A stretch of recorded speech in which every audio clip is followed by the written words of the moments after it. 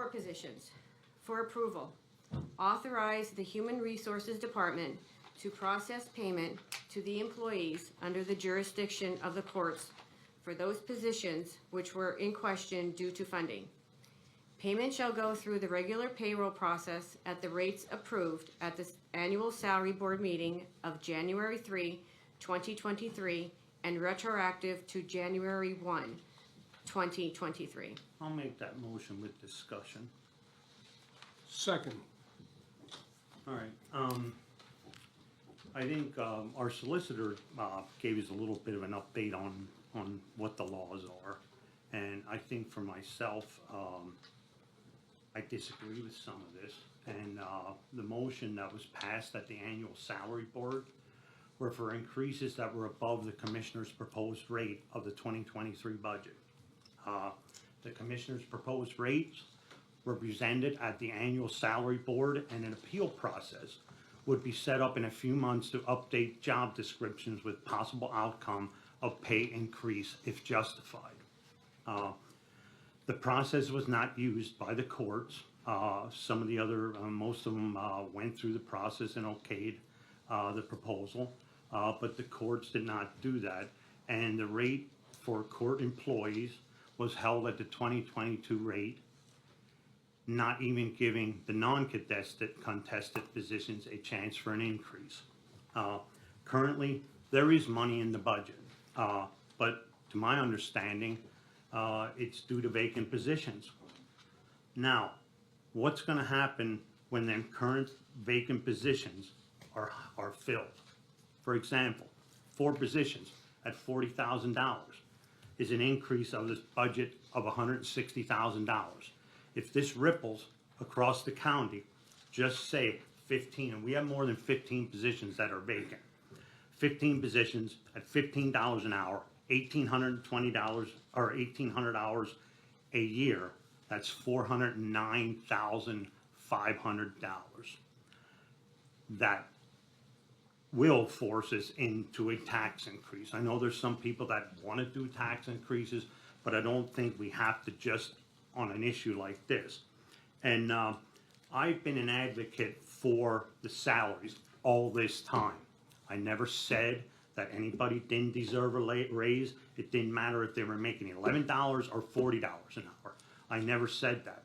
But the way that this is going to get straightened out, this system has been in place in this county for 30, 40 years, and it's time to change. And the biggest thing that can be done to this county is redo these job descriptions and give the people the proper pay that they should.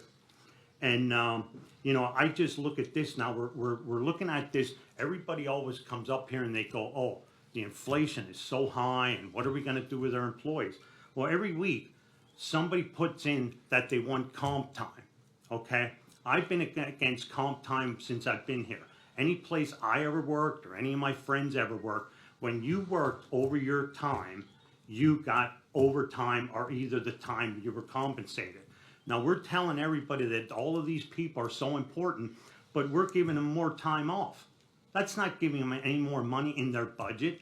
They're still making, if they're making $36,000, they're still making $36,000. If they would have, in fact, someone last week, I think they put in for 5 hours for 5 weeks, and we get this continuous. Wouldn't that be nice if them people had them hours paid for, that they can buy that tomato that they're looking for or that extra steak that they need? You know, I've never seen a system like this. And I didn't want to bring this up on how people are treated. And I've always tried to treat everybody fairly. It doesn't matter where I was throughout my life. You know, we got a good person here, and now we're picking on people that we're getting new in here.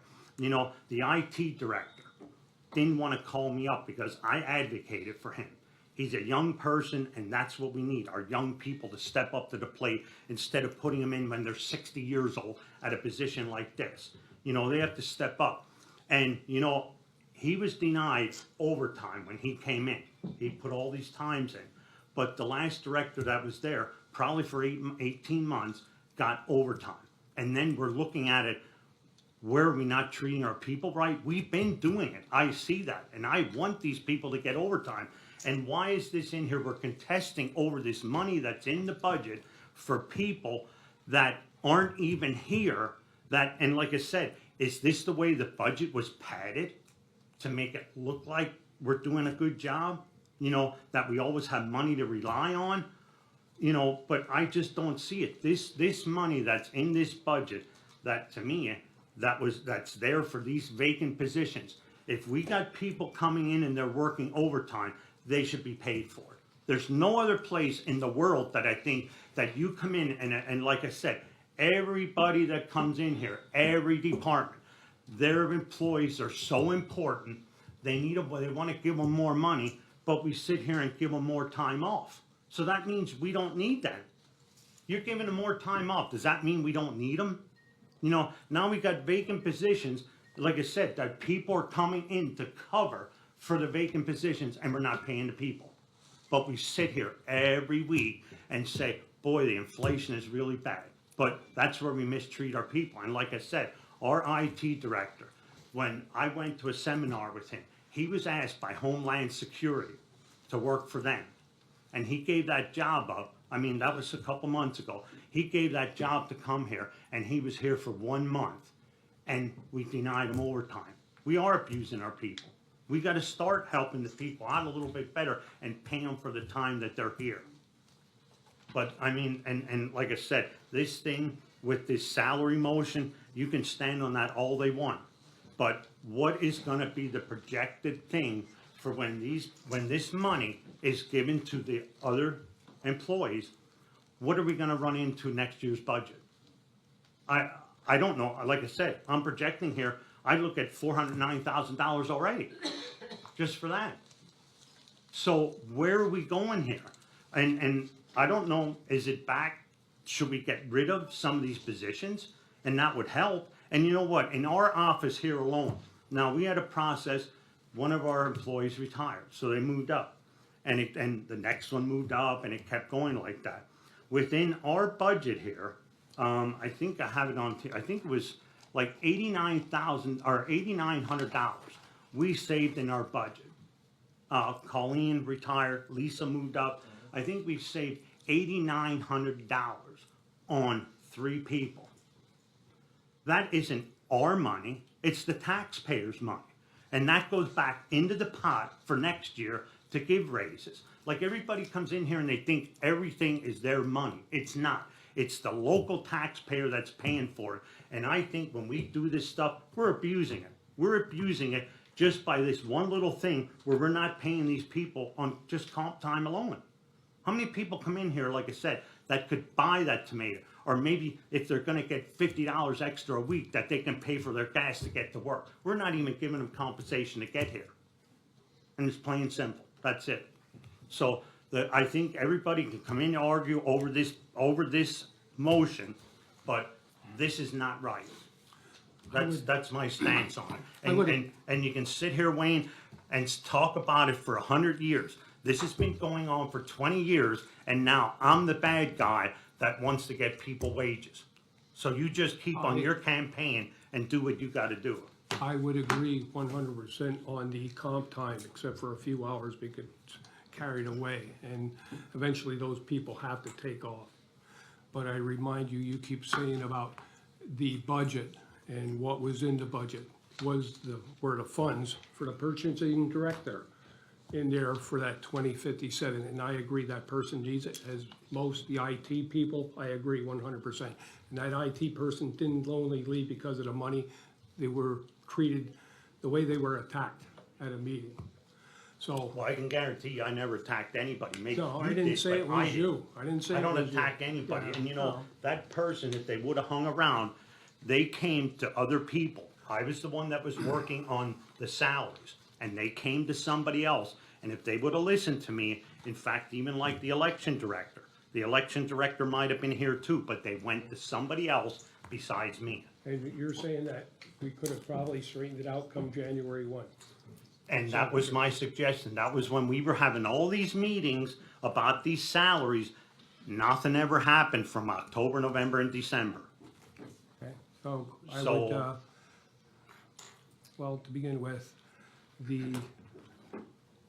those people leaving, yeah, I would have liked to see them stay as well. But to turn around and pay other new people is a lot more money. Was that money put in the budget for that higher increase in purchasing? And I go back to it again. I don't know if anybody knows how the salary works. You get money through attrition. And when people do retire, we want the people to have a good life to retire. And like I said, just in our department alone, we saved $8,900.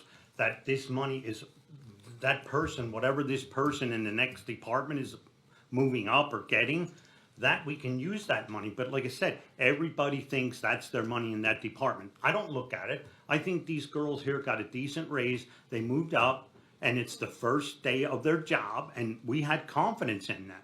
I mean, when Lisa moved up, if we didn't have confidence in her, I mean, I worked with her every day. You know, if somebody would have came in here and said, well, we want somebody else besides Lisa, they would have had a battle with me because I work with her every day. I see her, and that's how you treat people. You don't treat new people and then abuse them. But if you go back to the budget, Mr. Arner, Yeah. you know, look at what we increased again today. Just our insurance costs for this one item, $67,421.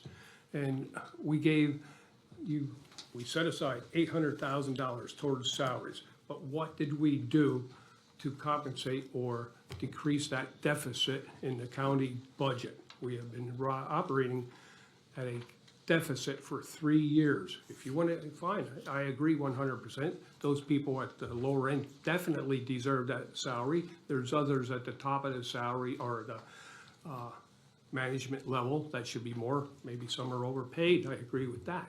But, you know, nothing was done to compensate for the increases of many things going back. How many things have gone up over the years, but yet nothing was done to decrease the deficit of this county. Well, this motion is an attempt to rob Peter what the funds for these vacancies to pay Paul, right? Without any concern for the impact on Peter, which in the future, and Commissioner Arner clearly stated, is the county taxpayer, right? And it's also our authority of the Board of Commissioners to set a budget and for taxation. And again, we saw this play out earlier, or mid last year, August, September timeframe, in motions that were made. Nothing prohibits the courts from coming back in here next week and saying, I want to hire and fill those 4 vacancies. Nothing prohibits them from doing that. I have no faith that they won't do that.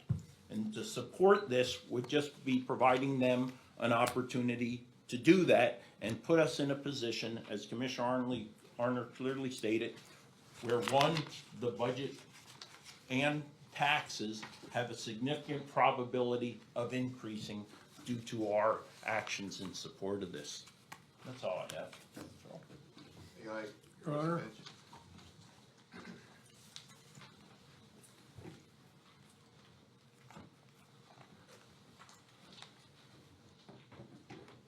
There are a lot of issues and questions concerning the budget, concerning what the county has done by the salary study, concerning how the county has decided to implement that salary study.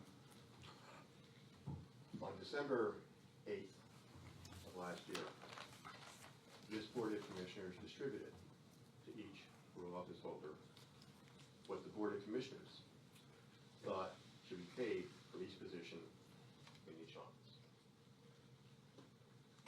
That may be a suggestion, but the Board of Commissioners does not have the legal authority to establish the number or the rate of salaries for any position. But that's apparently what the Board of Commissioners wanted to do in that release. I asked a question, and I was told by Commissioner Arner that those positions, those amounts that were handed out by this Board of Commissioners were fully funded in the budget going into 2023. I met with your financial consultant perhaps a month and a half ago, and he confirmed that those positions were fully funded. Not just that were budgeted, but the monies were appropriated within that budget to pay those salaries for those positions 100%. And that was a change of what the commissioners had done apparently in past years, where they would fund at the earlier year's rate, whereas this year, they were gonna fund at the 2023 rate as you guys estimated salary should be set. So we come to a salary board meeting, the annual salary board meeting on January 3rd. And myself, in differentiation from the other department heads, made motions one by one as to what I thought the positions for my staff should be set at. Ultimately, there were 22 positions that were different than what the commissioners had handed out on their December 8th handout. And those positions were voted on by the salary board and approved by a 3-2 vote. That's what the salary board set those salaries at. That's the way salaries are set in this county under the county code. 2 commissioners on this board said, we're not gonna fund it. In essence, we really don't care what the salary board set these salaries at. We're not gonna fund it. Okay? Commissioner Lucas Every says, there's a case by the appellate court by the name of Cadu. And Cadu says, the commissioners fund, the salary board sets. I don't disagree with that law. But Cadu dealt with a different circumstance. Cadu dealt with a situation where it came out of Monroe County, where the salary board and the office holders were requesting and directing the county commissioners to take funds from some other area of the budget. Not from salaries, from some other area. I don't recall what the other area was. And the appellate court said, the salary board is an administrative board. It is not a legislative authority. It does not have the authority or the ability to require the county commissioners to take from somewhere else in the budget and place it where the salary board thinks it should be. That's not what we're asking for here. This board not only passed the budget, they appropriated the funds to fully fund the budgets of the salaries we're talking about. We're not asking you to take anything from anywhere else, other than we're saying you should apply the funds that you budgeted and appropriated for salary purposes to salaries. Now, I've met in addition with Mr. Weiss, who has confirmed, I believe, again at the meeting last week, that 2 commissioners were unable to attend, that due to the vacancies in the positions, due to the people who have left, who were at higher paid salaries, and left, in part, unfortunately, because county commissioners would not recognize their value and give them some additional compensation, there have been savings in the budget. My court administrator has computed those savings at close to $105,000 for salaries alone. I'm not sure what Mr. Weiss said the savings were, but the cost of what we're talking about, I'm not talking about hundreds of thousands of dollars like Commissioner Arter seems to be throwing around. The cost for these 22 positions, to pay them at the rate that the salary board approved, is $25,514.60. That's, on average, slightly more than $1,000 a position. A number of these positions, under what the commissioners handed out on December 8th, were getting nothing. Not a single cent for an increase in 2023. Some of these people have sat in office and been in those offices for 20, 25, 30 years. And this board said the fair thing to do in light of inflation at 9% is to give these people nothing. Is that the right thing to do? I don't think it is. Apparently 2 commissioners think it is. So, we know the salary board has approved it. We know the monies are already in the budget to pay salaries. And again, the excess savings already is far in excess of the $25,000. My current understanding of the law is that once it's been budgeted once it's been appropriated, the court has the right to require that it be used for those salary purposes. I've discussed the issue with your solicitor. I believe, and he'll have to speak for himself, that he agrees with that. I know that Commissioner Arner said we've spoken with your solicitor. I don't know what advice he gave you, that's between you and him. But I believe not only are the funds are there, the law says it should be used for these purposes. It's not gonna cost the county 1 cent. Even if we would fill these other positions that were vacant today, which is not gonna happen, because we don't even have the people who are willing to apply for them, given the salaries that are set. Even if we do it, people who are filled today are not gonna be given retroactive pay for time they weren't even here. Those savings are there for the year. They cannot be lost. They cannot be dissipated. They are there. So, if the money is there, if the law says it should be used for these purposes, I guess if this motion is voted down, we have 2 commissioners or perhaps more, we're gonna say, we don't care what the law says. We don't care what our attorney advises us. We're gonna vote against it. Now, is that the right thing to do? I think disrespect for the law and disrespect for what the law requires says a lot about the people who wants to vote against that. So all I'm asking is that you do the right thing. You follow the law. You pay people some fair compensation that was approved by the salary board. And let's get it behind us. We're not talking hundreds of thousands of dollars. We're talking, like I said, $25,514.60 for 22 employees. Of those 22 employees, 6 have already left. Why? Look at the salaries you set, and maybe they'll tell you what's going on. And I think this county needs to wake up and do the fair thing for employees. Commissioner Arner said, we want to respect our employees, we want to do the right thing. Let's do the right thing for 22 employees who you've neglected. Let's do the right thing. Thank you. Okay, and I'll respond to that too. I think what this salary study was, and I don't think I asked for it, I mean, I sort of did my own salary study, but when I look at this, the way that the money is distributed, you know, I think it was to not have disparity between the lowest salaries and the upper salary. And I look on this here, this person here is gonna get $3.36 under this proposal. And then I look further down the line, this person gets 38 cents. So where is this being fair to any of your employees that are in the courts? When I see this, when I see people that all the way through the salary scale, even if they're, in fact, I think even one of yours in the courts, the proposal that we gave or what we sat down with, I think the one position that you had asked for $18.99 for that one where we had a little discussion for a couple weeks. That one actually got 22 cents more.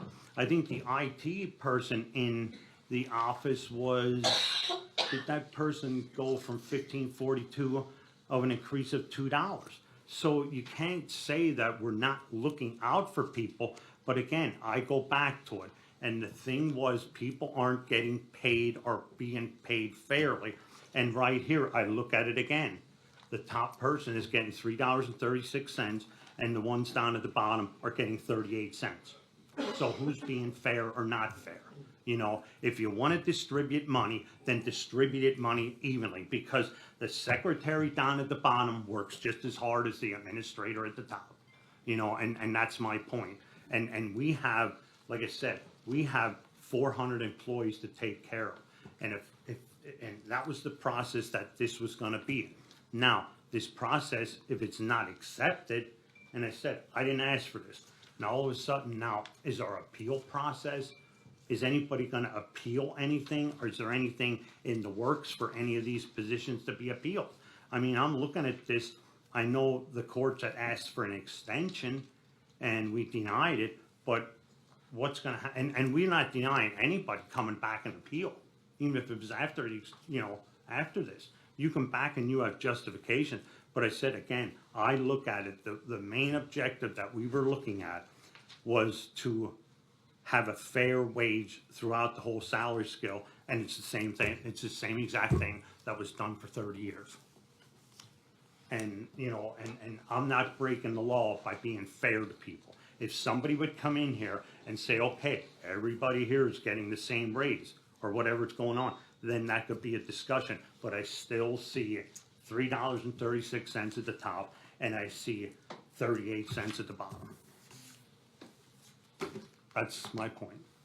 I guess we can selectively choose to apply this law but not Act 57, Judge. I'm sorry. I find that hypocritical for Do you. you want me to respond to that? Because I wasn't No, given a chance because I'm just before. saying, you've had your opportunity. Not to respond to that, Attorney Commissioner, That's because okay. you've done this It's time and Act time again, 57. sir. I mean- So the Commissioner's done this time and time again. He brings something about Act 57 Sure. when the court is not given an opportunity to respond.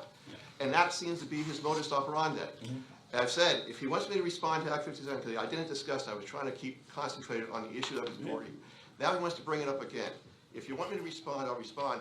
I said this repeatedly in public, and Commissioner Lucas Evers doesn't want to hear it and doesn't want to acknowledge it. I don't acknowledge it because I disagree with your belief That that you has don't have to nothing- comply, Judge Has Namath. nothing to do with this decision or this vote here. And I agree with that, but Commissioner Lucas Evers wants to bring it up. He wants to raise red herrings. It's improper, it's unfair, it's disrespectful. No, it's not a red herring. You said we should apply the law and we should adhere to the law. It is a law. You were referencing a law. I don't see it as a red herring. It's analogous, it's similar, it's the same. Ms. O'Donnell, I am ready for the vote whenever they are. I'm Ready- ready to go I'm ready ahead for the and vote. No do the further vote. discussion? No further Okay. discussion. Mr. Arner, No. Mr. Lukasevich? No. Mr. Notstein? Yes. Well, let's go back to the salary stuff. I know at the annual meeting, you guys had the proposed one, most of the, all the row offices except the courts had the proposed that you guys did, had that accepted and then the alterations. The courts did not, but why didn't you guys ever go back and take the ones that you had, the sample that you gave the courts and bring it up to 2023 instead of keeping them in 2022? Why didn't we take unilateral action to make the why didn't motion? Why didn't the salary board, wasn't that ever rediscussed on that part? Bringing that J sample that you guys sent out to everybody? The courts had the option to bring that up at every meeting, right? So if So- it wasn't brought up as a motion to the salary board, Okay, right? I mean, that's what I our wasn't sure. initial recommendation was to accept, right? And then from there, build your other motions for Okay. additional increases. So the initial one was just never brought up again too? I you don't guys. recall it ever being brought up in a Okay. salary board, yeah. Thank you.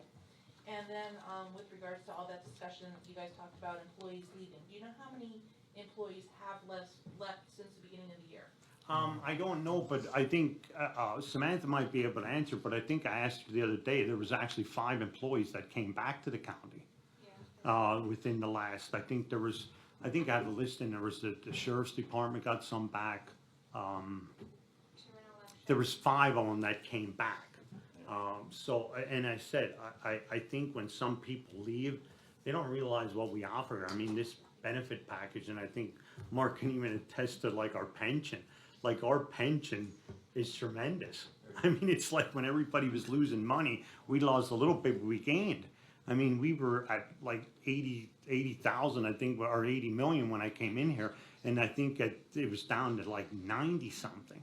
So we're pretty good on the benefit package, and I said, some of these things, we're not asking people for more co-pay. I mean, we haven't done that for a while, and it's like, I think some people see that, and it's probably with the gas prices. I mean, you're paying $100 to drive to Allentown, and you're going down there for $2. It just doesn't work out. And I said, I still feel our county is a great county to work in, and I think the county has a bright future with everything that's going on within the county, and I think hopefully all these people will come back.